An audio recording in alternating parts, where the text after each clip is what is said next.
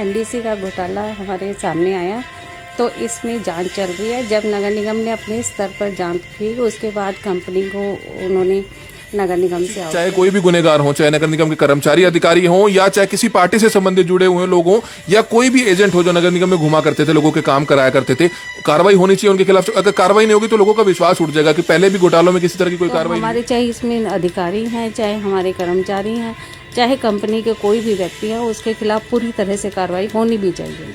सीएमसीडी करनाल में आज तक कई घोटाले हुए हैं, लेकिन सवाल यही उठता है कि क्या इन घोटालों की जो ईमानदारी से जांच है वो होती है? अगर ईमानदारी से जांच होती है तो आरोपी आखिरकार क्यों गिरफ्तारी नहीं होती है? पहले भी कई घोटालों की लगातार हमने कवरेज दिखाई। अब हम बात कर रहे हैं करनाल के नगर निगम में हाल ही में हुए नो ड्यू सर्टिफिकेट घोटाले की, जो पिछले महीने हालांकि हुआ था और तकरीबन 15 से 20 दिन पहले एफआईआर भी दर्ज हो चुकी है। लेकिन सवाल वही है कि नाम सामने आने के बाद, फोन नंबर सामने आने के बाद, दलालों के नाम सामने आने के बाद भी आखिरकार अभी तक किसी की गिरफ्तारी नहीं हुई है। तो इस बारे में बातचीत करने के लिए करनाल की जो मेयर है रेणु बाला गुप्ता जी हमारे साथ मौजूद है। मैम, क्या कहना चाहेंगे? नगर निगम में एक नो ड्यू सर्टिफिकेट घोटाला सामने आया, काफी दिन हो चुके हैं, शहर के लोग जानना चाहते हैं कि आखिरकार आरोपी इसमें कौन है? क्या नगर निगम के लोग हैं या कोई बाहर के लोग हैं? आखिरकार आरोपी कौन है जिनके खिलाफ कार्रवाई की जाएगी? इस पर क्या कहना चाहेंगे?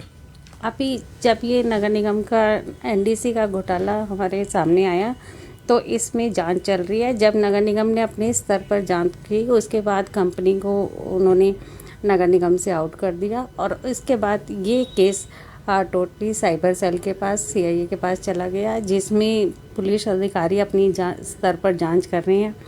अभी तक कोई ऐसे ऑफिशियली नाम किसी के नहीं हुए हैं, फिर भी कहीं ना कहीं जांच में कुछ भी पाया गया तो चाहे कोई भी अधिकारी है, चाहे वो कंपनी है, जो भी जिसके के खिलाफ सबूत पाए गए उसके खिलाफ जरूर हम पक्का एक्शन भी लेंगे और उसके खिलाफ कार्रवाई भी। मैम, हर किसी को पता है कि जब भी कोई इस तरह का मामला सामने आता है, अगर हफ्ते 10 दिन 15 दिन में अगर कोई कार्रवाई हो जाए तो हो जाए, तो बाकी आगे जो लंबी जांच चली जाती है उसमें आज तक किसी कार्रवाई नहीं हुई। पहले कई घोटाले हुए, आटा घोटाला हुआ, कई घोटाले हुए, कुत्तों की नसबंदी का मामला करनाल नगर निगम से जुड़ा हुआ आया जिसमें 80 लाख रुपए लगा था, उसकी जांच में क्या कुछ निकलकर सामने आया लोगों को पता नहीं चलता। तो अब देखना यह है कि इसमें 20 से 25 दिन हो चुके हैं और कुछ लोगों के तो फोन नंबर ट्रेस हो चुके थे। जो एक रामनगर का एक शख्स बताया जा रहा है, करनाल के नगर निगम में वह शख्स घुमा करता था, जो एजेंट का काम करता था, दलाल का काम करता था। तो उनको जब तक अरेस्ट नहीं किया जाएगा, उनको रिमांड पे नहीं लिया जाएगा, तो सारी चीज कैसे निकलकर सामने आएगी? जब एक आधा आदमी अरेस्ट होगा तभी कुछ निकलकर सामने आएगा कि आखिरकार असली गुनहगार कौन है इसके।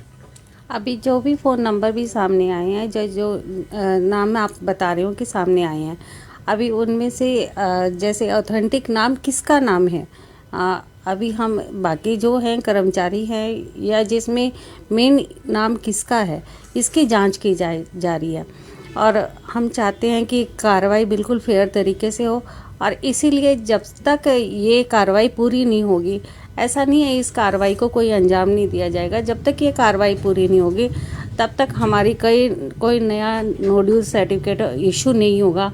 इसलिए इस जांच को जल्दी से जल्दी पूरा करवा के इसमें कार्रवाई तुरंत करें। तो मैम, 2-3 नंबर सामने आए हैं जिनसे लगातार कई ट्रांजैक्शन हुई हैं, ओटीपी सामने हुए हैं। उन नंबर वालों को, लोगों को तो नगर निगम से कहीं ना कहीं संपर्क था, उन लोगों को भी हिरासत में लिया जा सकता है। अगर उनको हिरासत में लिया जाए तो कहीं ना कहीं जल्द से जल्द इस मामले को ट्रेस किया जा सकता है। तो इस बारे में कोई करनाल के एसपी से आपकी बातचीत हुई है? जो नंबर आप बता रहे हैं उनके संबंधित जो भी व्यक्ति था उसे एक बार बुलाया भी गया, उससे जांच करके क्योंकि इसमें बार बार इंटरफियर नगर निगम अभी नहीं कर रहा अपने स्तर पर, ये टोटली सारा साइबर सेल के पास चला गया। तो जो नंबर मिला उससे संबंधित व्यक्तियों को बुलाकर अपनी तरफ से सीआईए में जांच की जा रही है और उनसे लगातार पुलिस इससे संपर्क में है। तो आप भी चाहेंगे चाहे कोई भी गुनेगार हो, चाहे नगर निगम के कर्मचारी अधिकारी हों या चाहे किसी पार्टी से संबंधित जुड़े हुए लोग हों या कोई भी एजेंट हो जो नगर निगम में घुमा करते थे, लोगों के काम कराया करते थे, कार्रवाई होनी चाहिए उनके खिलाफ। अगर कार्रवाई नहीं होगी तो लोगों का विश्वास उठ जाएगा कि पहले भी घोटालों में किसी तरह की कोई कार्रवाई नहीं हुई और अगर इस कार्रवाई में भी अगर लंबा समय लगेगा तो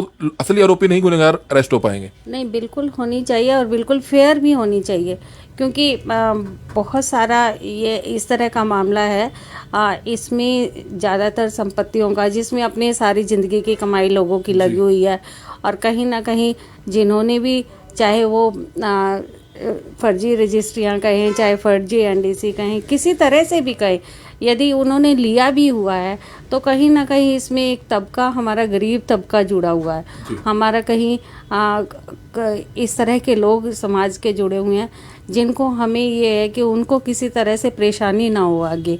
तो हमारे चाहे इसमें अधिकारी हैं, चाहे हमारे कर्मचारी हैं, चाहे कंपनी के कोई भी व्यक्ति है, उसके खिलाफ पूरी तरह से कार्रवाई होनी भी चाहिए।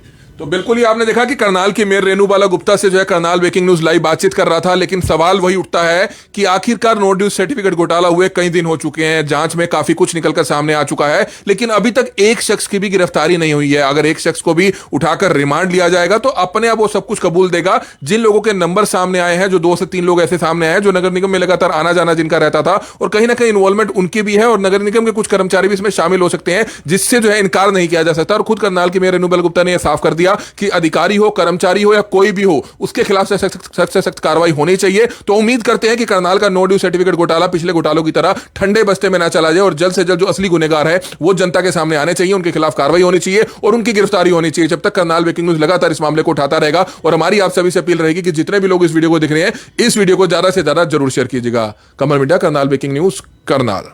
ये नगर निगम का एनडीसी का घोटाला हमारे सामने आया, तो इसमें जांच चल रही है। जब नगर निगम ने अपने स्तर पर जांच की, उसके बाद कंपनी को उन्होंने नगर निगम से चाहे कोई भी गुनेगार हो, चाहे नगर निगम के कर्मचारी अधिकारी हों, या चाहे किसी पार्टी से संबंधित जुड़े हुए लोग हों, या कोई भी एजेंट हो जो नगर निगम में घुमा करते थे, लोगों के काम कराया करते थे, कार्रवाई होनी चाहिए उनके खिलाफ। अगर कार्रवाई नहीं होगी तो लोगों का विश्वास उठ जाएगा कि पहले भी घोटालों में किसी तरह की कोई कार्रवाई हमारे चाहे इसमें अधिकारी हैं, चाहे हमारे कर्मचारी हैं, चाहे कंपनी के कोई भी व्यक्ति है, उसके खिलाफ पूरी तरह से कार्रवाई होनी भी चाहिए।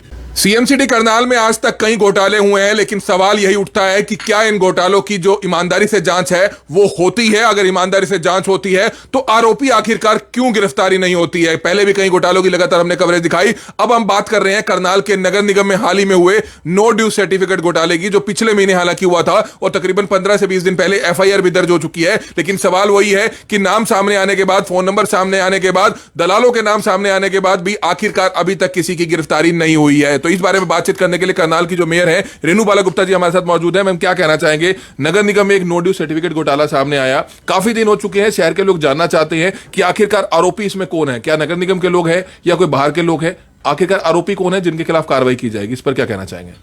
अभी जब ये नगर निगम का एनडीसी का घोटाला हमारे सामने आया, तो इसमें जांच चल रही है। जब नगर निगम ने अपने स्तर पर जांच की, उसके बाद कंपनी को उन्होंने नगर निगम से आउट कर दिया, और इसके बाद ये केस टोटली साइबर सेल के पास, सीआईए के पास चला गया, जिसमें पुलिस अधिकारी अपनी स्तर पर जांच कर रहे हैं।